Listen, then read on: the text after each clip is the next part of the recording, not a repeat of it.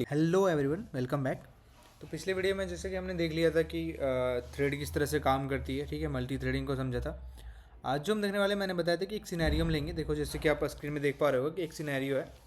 इसमें लिखा हुआ है कि we are developing a payments processing system, ठीक है, for an online store. The system handles multiple payment request simultaneously.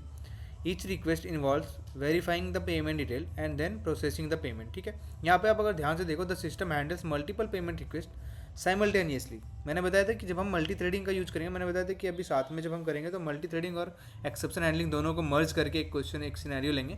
तो ये मैंने कुछ सिनेरियो बनाया है जो जिसको हम बहुत सिंपल लगेंगे, सबको समझ में आएगा। इसमें कुछ कोई मैंने एक्स्ट्रा चीज़ यूज़ नहीं किया जो आपको नहीं बताया गया है। तो मैं जो वही सारी चीज़ें यूज़ कर रहा हूँ जो मैंने पहले बता दिया हुआ, पहले डिस्कस कर चुके हैं हम, ठीक है। उसके बाद है the system needs to perform these actions concurrently to handle multiple payment at the same time.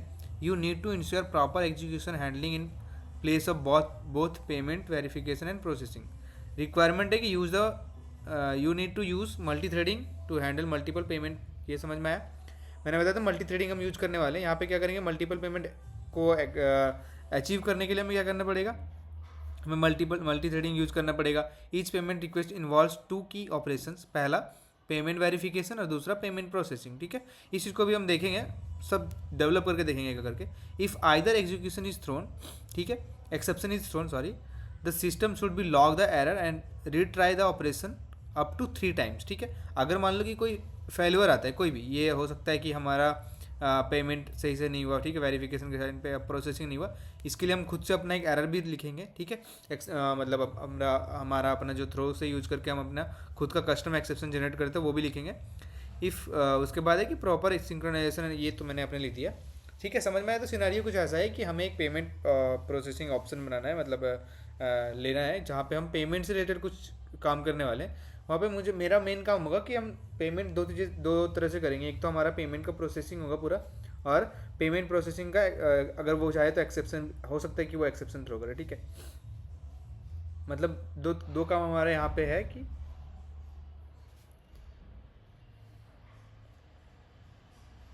एक पहला काम हमारा पेमेंट का होगा और उसके बाद वेरिफिकेशन का होगा पेमेंट का। यही दो चीज़ें होती है ना। तो पहले हम उस चीज़ को समझते। तो सबसे पहला काम हमारा क्या होगा कि हम पहले तो एक्सेप्शन ही लिख देते हैं अपना, जिस तरह से जिसको जो सीक्वेंस समझ में आता है। मैं एक बार यहाँ पे ही लिख देता हूँ ताकि थोड़ा सा डिस्कशन ये क्लियर हो, ठीक है। तो इसको, इस सिनेरियो को हम यहाँ रहने देते हैं।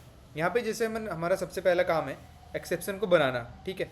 तो मैं क्या करूँगा, लेट सपोज कि मैं एक एक्सेप्शन यहाँ पे लिखता हूँ, क्लास, ठीक है, पेमेंट पेमेंट वैलिडेशन। यहाँ पे ध्यान से देखना, ठीक है आप लोग। वैलिडेशन एक्सेप्शन, ये मेरा क्लास का नाम है, पेमेंट वैलिडेशन एक्सेप्शन। ये मैंने एक क्लास बनाया जो पेमेंट के वैलिडेशन में अगर कोई एक्सेप्शन आता है तो उसको करेगा, ठीक है। मैंने बताया कोई भी क्लास अगर हम एक्सेप्शन बनाते हैं तो उसको हमें एक्सटेंड करना पड़ता है एक्सेप्शन को।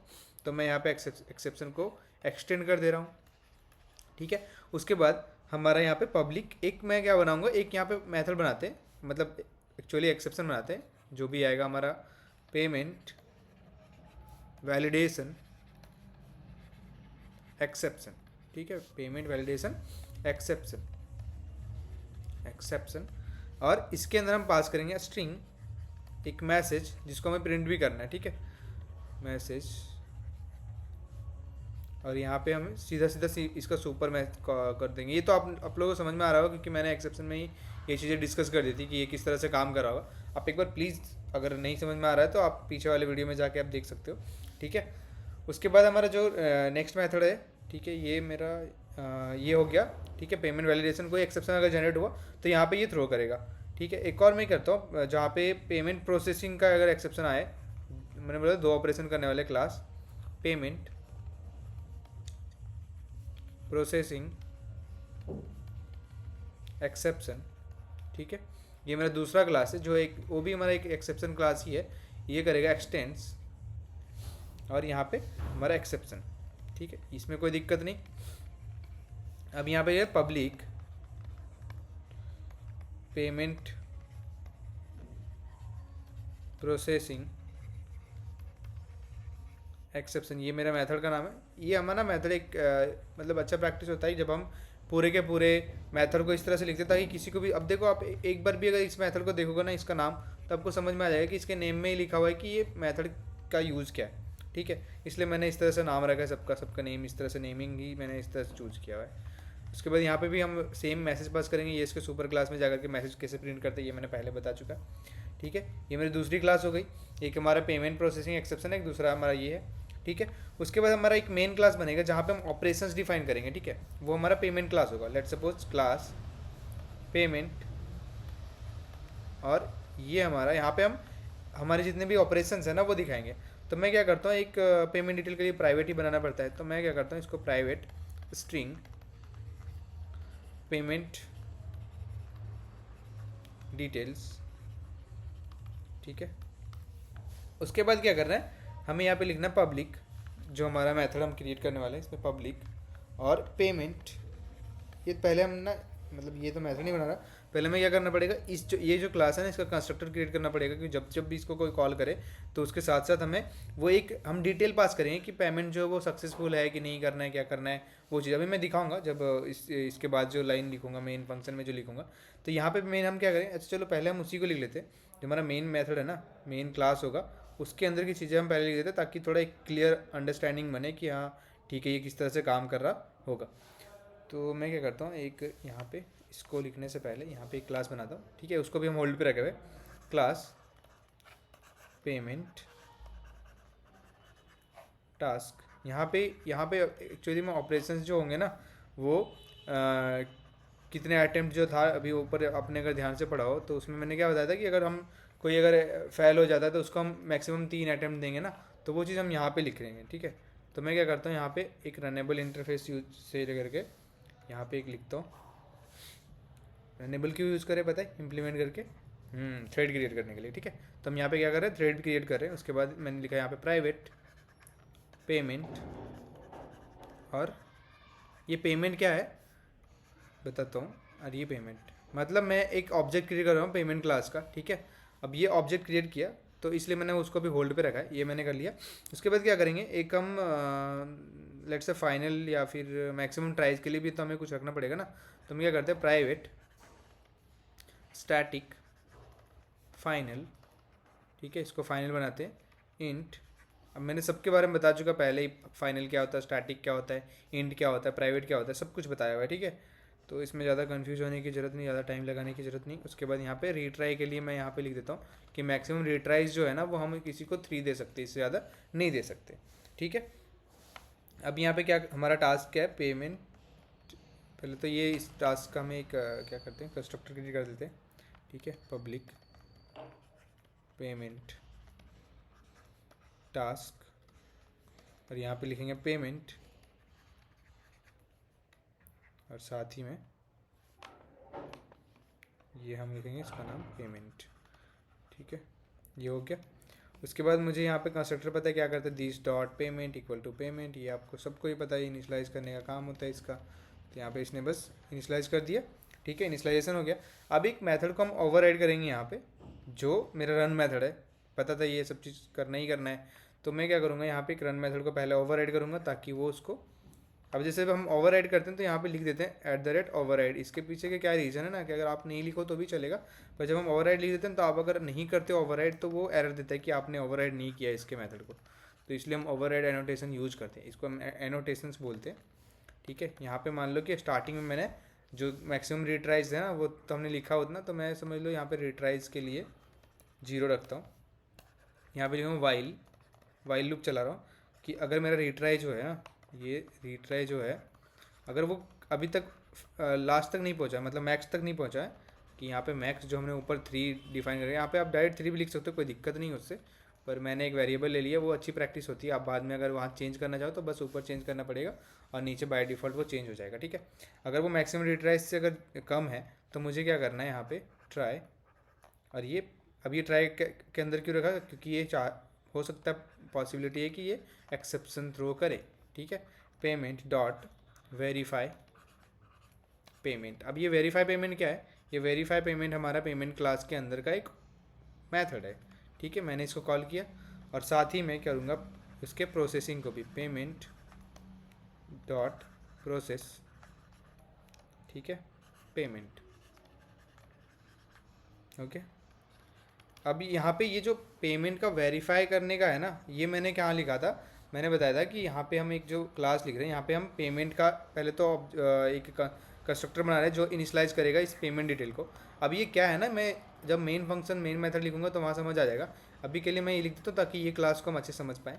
पेमेंट डिटेल्स, ठीक है, इक्वल टू पेमेंट डिटेल, यहाँ पे तो ये लिखाएगा पेमेंट डिटेल्स। ये हो गया, यहाँ पे मैंने कंस्ट्रक्टर का काम कर दिया पूरा। अब ये कंस्ट्रक्टर तो यहाँ पे काम कर दिया, अब मुझे क्या करना है, यहाँ पे जो इसके अंदर के मेथड्स है ना वो हमें डिफाइन करने हैं। तो ये कंस्ट्रक्टर का काम हो गया। एक यहाँ पे बनेगा पब्लिक वॉइड, और ये हमारा वेरीफाई पेमेंट जो अभी मैंने वहाँ पे यूज किया है, ठीक है, वेरीफाई पेमेंट। अब इसके अंदर वेरिफिकेशन के अंदर क्या आएगा, यहाँ पे ये एक्सेप्शन थ्रो कर सकता है, ठीक है। अगर वो वेरिफिकेशन नहीं होता तो मैंने बताया कि हम अपना कस्टम एक्सेप्शन थ्रो करेंगे। तो मैं यहाँ पे लिखता हूँ थ्रोज पेमेंट, ये मेरा एक्सेप्शन का नाम है, पेमेंट वैलिडेशन, ये ऊपर आपने देखा होगा लिखा हुआ था मैंने, ये एक्सेप्शन पहले बना रखा है हमने, इसलिए मैं पहले बनाते जाता हूँ ताकि चीज़ें ना लिंक होते जाए। तो ये ऊपर हमने एक जो एक्सेप्शन बनाई थी, payment exception, payment validation exception, देख लो अगर आप ध्यान से, यहाँ पे देखो लिखा हुआ है ना पेमेंट वैलिडेशन एक्सेप्शन, ये हमारा एक एक्सेप्शन खुद का बनाया हुआ है। यहाँ पे अगर ये जनरेट होती है, मतलब चांसेस है कि यहाँ पे जनरेट हो, तो हम क्या करेंगे, यहाँ पे पहले तो चेक करते इफ़ अगर पेमेंट का डिटेल, ठीक है, पेमेंट डिटेल। अब ये पेमेंट डिटेल कहाँ से आएगा, इसके लिए मैं थोड़ा सा पीछे लेके मतलब आगे लेके जाऊँगा। जब अगर ये नल होता है, ठीक है, पेमेंट का डिटेल अगर नहीं लेता है, मतलब कुछ भी नहीं आया है, ठीक है, या फिर जो पेमेंट का डिटेल है वो उसकी लेंथ जो होती है वो एम्प्टी है, या फिर पेमेंट डिटेल कुछ भी आया वो एम्प्टी है, ठीक है, details dot is empty. Is empty एक फंक्शन होता है जो कोई स्ट्रिंग अगर मान लो कि अभी एम्प्टी हो ना, तो वो एम्प्टी डिफाइन करती है उसको, मतलब एक तरह से अगर नल स्ट्रिंग हमने डाल दिया कि बस हमने डबल कोट में और यहाँ पे अंदर कुछ नहीं लिखा है, ठीक है, तो ये एक नल स्ट्रिंग भी होती है, ये एम्प्टी स्ट्रिंग भी होती है, इसको हम एम्प्टी भी बोलते हैं, नल भी बोलते हैं, ठीक है। तो अगर मान लो ये इस केस में मुझे क्या करना है, एक्सेप्शन थ्रो करना है, तो मैं यहाँ पे सिंपली लिखूँगा थ्रो न्यू, ठीक है, और यहाँ पे एक्सेप्शन का नाम पेमेंट वैलिडेशन एक्सेप्शन, ये सब साथ में लिखना है, ठीक है, पेमेंट वैलिडेशन एक्सेप्शन। और इसमें यहाँ पे जो भी मैसेज आपको पास करना है, मैं यहाँ पे पास करता हूँ इनवैलिड पेमेंट डिटेल, ठीक है। ये मेरा एक स्ट्रिंग है खुद का, मैंने पास किया, यहाँ पे कस्टम एक्सेप्शन जनरेट कर दिया, इसको इधर क्लोज करते हैं, यहाँ पे इसको भी क्लोज कर देते हैं, ठीक है। समझ आए, ये मेरा एक मेथड है। सिमिलरली हमारा दूसरा भी मेथड बनेगा पब्लिक वॉइड प्रोसेस पेमेंट। यहाँ पे दो मेथड मैंने देखे थे ना, यहाँ पे वो दोनों के दोनों मेथड यहाँ पे प्रोसेस साथ में है, पेमेंट, ठीक है। और यहाँ पे इसको भी लिखेंगे थ्रोज, ये पेमेंट प्रोसेसिंग जो दूसरा हमारा एक्सेप्शन हमने बना के रखा था, पेमेंट प्रोसेसिंग एक्सेप्शन, ठीक है, ये हमारा दूसरा एक्सेप्शन है। इसके अंदर मान लो कि हमने जो ट्रांजेक्शन है, ठीक है, मैं यहाँ क्या करता हूँ, लेट से एक हम ना रैंडम फंक्शन यूज़ कर लेते हैं। रैंडम फंक्शन क्या होता है कि ये रैंडम नंबर जनरेट करके देगा, ठीक है। तो ये अगर रैंडम नंबर जो है वो ग्रेटर होता है 0.7 से, ठीक है, तो हमें क्या करना है, यहाँ पे एक नया एक्सेप्शन थ्रो करना है, throw new payment processing exception, ठीक है। ये मैं एक नया एक्सेप्शन थ्रो करूँगा अगर वो उससे वो कंडीशन को करता है, ट्रू करता है, ठीक है। यहाँ पे payment processing failed due to network issue, ये रैंडमली एक नेटवर्क मैंने प्रॉब्लम बता दी कि अगर वो 0.5 के नीचे की स्पीड है तो वो नेटवर्क इशू बताएगा, ठीक है। वहाँ पे आप कुछ भी लॉजिक लिख सकते हो, 0.7 से रैंडम है, या फिर यहाँ पे कुछ भी लिख दो, आप एक वेरिएबल ले लो उसको कर दो, मैंने अपने हिसाब से रखा, ठीक है। तो यहाँ पे मैंने दो अलग अलग मेथड्स तो जो थे वो मैंने यहाँ पे इम्प्लीमेंट कर दिए, और ये इसका काम खत्म हो गया पेमेंट का, ठीक है।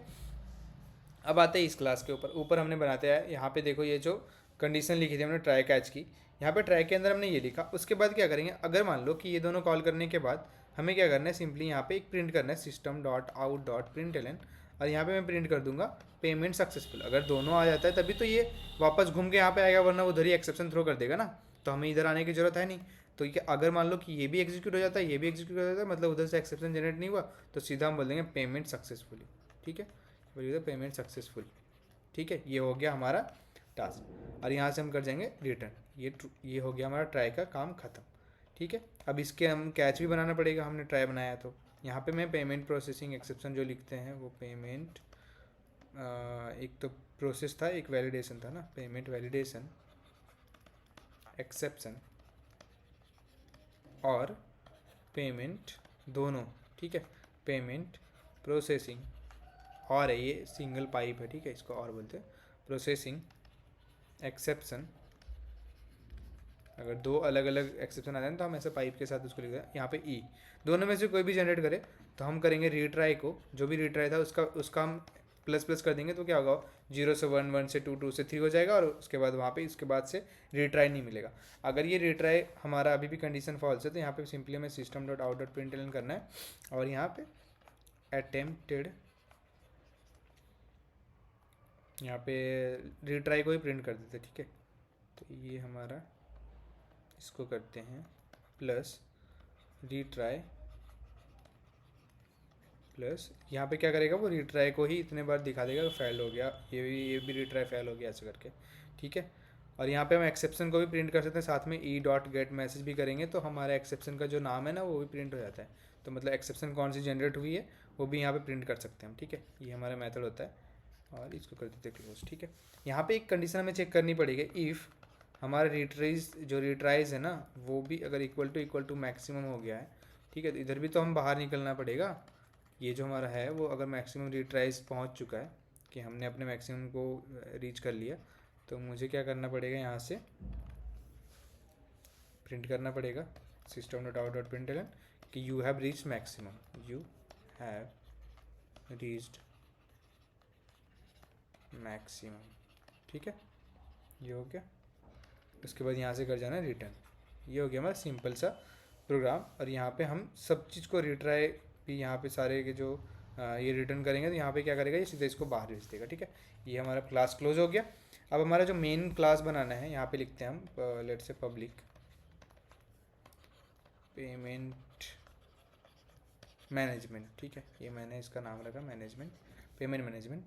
और इसके अंदर हमें करना है main function public static void main, इसके अंदर जो पास करते वही यहाँ पे हम थ्रोज इंटरप्ट एक्सेप्शन लिखते हैं बोलते हैं, या फिर सीधा एक्सेप्शन भी कर दो तो चलेगा, एक्सेप्शन, ठीक है। ये हो गया हमारा। अब यहाँ पे क्या करेंगे, हम पेमेंट का ऑब्जेक्ट बनाएंगे, payment P1 equal to new payment. देखो मैंने जो बताया ना कि यहाँ पे ये पेमेंट कॉल किया, इसका कंस्ट्रक्टर कॉल होगा और इस कंस्ट्रक्टर में हम डिटेल पास करेंगे। वो डिटेल में मान लो मैंने लिख दिया वैलिड डिटेल, बस लिखना है मुझे वैलिड डिटेल, इसलिए मैंने वहाँ पे स्ट्रिंग लिया था जानबूझ के, ताकि मैं यहाँ पे बस स्ट्रिंग पास करूँ। अब देखो यहाँ पे मैंने वैलिड डिटेल पास किया, ये पेमेंट वाला क्लास है, ठीक है। कहाँ गया पेमेंट का क्लास, ये वाला, ठीक है। ये पेमेंट का क्लास है, इस यहाँ पे गया और ये पेमेंट डिटेल के अंदर जब ये कंस्ट्रक्टर इसका कॉल हुआ ना, यहाँ पे ये स्ट्रिंग पास किया होगा, स्ट्रिंग पेमेंट डिटेल, ये मैं लिखना भूल गया, पेमेंट डिटेल, ठीक है। और यहाँ पे क्या, this dot payment detail equal to payment detail, तो यहाँ पे इसके अंदर यहाँ पे क्या आ गया होगा, वैलिड डिटेल करके आ गया होगा, वैलिड डिटेल, यहाँ पे ये वैल्यू आ गई होगी, ठीक है। और हम सिंपली नीचे चेक करते जा रहे हैं, तो यहाँ पे इसलिए मैंने यहाँ पे मेन फंक्शन से इसलिए पास करना जरूरी है। तो मैंने यहाँ पे वैलिड डिटेल पास कर दिया। एक यहाँ पे सिमिलरली हम दूसरा बनाएंगे P2, जिसमें हम क्या करेंगे, यहाँ पे लेट से खाली इंडेक्स पास, मतलब खाली स्ट्रिंग पास कर देते, ठीक है। तीसरा हमारा P3, इसके अंदर हम अगेन वैलिड लिख देते हैं, अगेन वैलिड, मतलब ये भी हमारा वैलिड ही है, ठीक है। दो हमने अलग अलग वैलिड कर दिया, ठीक है। उसके बाद हमें क्या करना है, हमारे पेमेंट टास्क को कॉल करना है। तो यहाँ पे आएगा पेमेंट, वो जो क्लास था हमारा पेमेंट टास्क, ठीक है। इसको हम T1 लिखते हैं इक्वल टू न्यू, यहाँ पे थ्रेड क्रिएट हो रहा होगा और यहाँ पे पेमेंट टास्क और इसके अंदर हम पास कर देंगे हमारा पेमेंट का P1, ठीक है। ये हमारा आ गया P1, ठीक है। ये हमने पहला ऑब्जेक्ट पास कर दिया। अब देखो हुआ क्या होगा, ये जैसे हमने पेमेंट को कॉल किया, ये पेमेंट का एक ऑब्जेक्ट बना होगा, इसके अंदर हमारी एक वैल्यू है डिटेल वाली, पेमेंट डिटेल की, पेमेंट डिटेल, और इसके अंदर हमारा आ गया वैलिड, ठीक है। अब जैसे ही ये वैलिड आया, हम क्या करें, इस पूरे के पूरे ऑब्जेक्ट को ना, ये जो P1 बना, इसका नाम पूरा का पूरा P1 है, इस P1 को हम पास कर रहे हैं एज ए पैरामीटर इनटू ये हमारा इसका जो ऑब्जेक्ट बन रहा है, इसके अंदर हम P1 पास करें, ठीक है।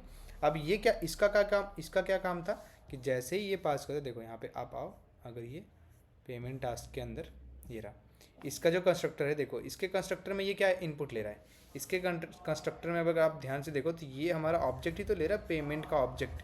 तो ये पूरा पेमेंट का ऑब्जेक्ट लिया और उसने उसको असाइन कर दिया, ठीक है। तो हमारा जो यहाँ पे वैल्यू होगा वो पेमेंट का वैल्यू असाइन हो गया। उसके बाद इसका क्या काम है, इसको रन करना काम है, ठीक है। अब जैसे मुझे काम रन करने का बात आती है दिमाग में, हमें क्या करना चाहिए, इसका थ्रेड क्रिएट करना है और इसी के साथ थ्रेड डॉट स्टार्ट करना पड़ेगा, है ना।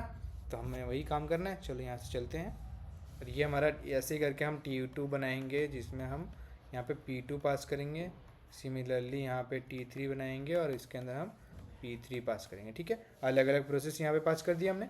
और सिंपली हमें थ्रेड क्रिएट करना है, क्योंकि हम रनेबल यूज़ कर रहे हैं इसलिए हमें थ्रेड क्रिएट करना पड़ेगा। तो यहाँ पे T1 लिख देता हूँ इक्वल टू न्यू, और यहाँ पे थ्रेड, और इसके अंदर पास कर देंगे हम T1। ऐसे ही करा था ना हमने, अगर रनेबल यूज़ कर रहे थे तो हमें ऐसे करना पड़ता था। यहाँ पे T2 और सेम लिखेंगे यहाँ पे, और यहाँ पे T2 पास करेंगे। यहाँ पे T3 और सेम लिखेंगे यहाँ पे, और इसको बस T3 पास कर देंगे, ठीक है। अब हमें सिंपली तीनों को रन करना है। तो यहाँ पे आओ और लिखो T1 dot start, T2 dot start और T3 डॉट स्टार्ट। ये तीनों हमने लिख दिया।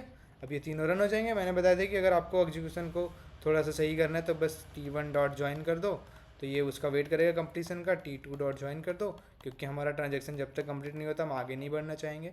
और T3 डॉट ज्वाइन कर दो, इक्वल टू लिख दे रहा हूँ और ये डॉट है, ठीक है।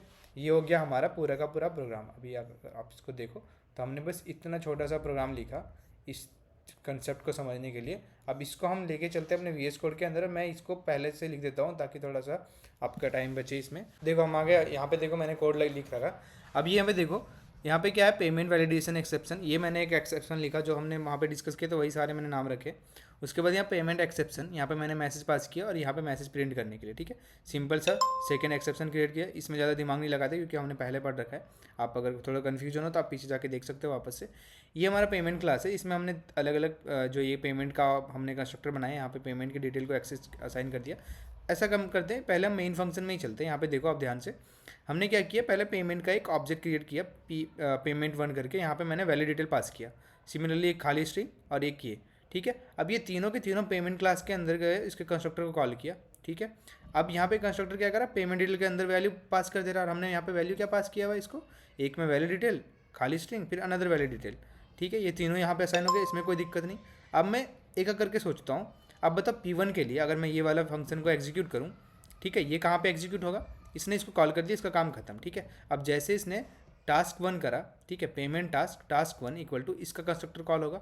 अब चलो पेमेंट टास्क के अंदर इसका कंस्ट्रक्टर कॉल हुआ। यहाँ पे पेमेंट की वैल्यू जो एक में वैलिड डिटेल असाइन होगी वो आकर के इसमें असाइन होगी, ठीक है। यहाँ तक कोई दिक्कत नहीं। दूसरा काम, यहाँ पे थ्रेड 1 क्रिएट करके इसको यहाँ पे स्टार्ट कर दिया। बस जैसे स्टार्ट किया इसका रन मेथड कॉल हुआ। अब इसका रन मेथड कॉल हुआ, यहाँ पे ये चेक करना स्टार्ट कर दिया, ठीक है। अब पेमेंट डॉट वेरिफिकेशन, यहाँ पे जैसे ये वाले पे ये वाला कॉल हुआ, पेमेंट डॉट वेरीफाई पेमेंट, ये इसके ऊपर क्या होगा, यहाँ पे हम चलते हैं इसके ऊपर, ठीक है। ये मैं क्या करता हूँ, ये पेमेंट वेरिफिकेशन है ना, इसके ऊपर चलते हैं। पेमेंट वेरिफिकेशन ये कहाँ पे, पेमेंट के अंदर पेमेंट वेरिफिकेशन, यहाँ पे आ गए।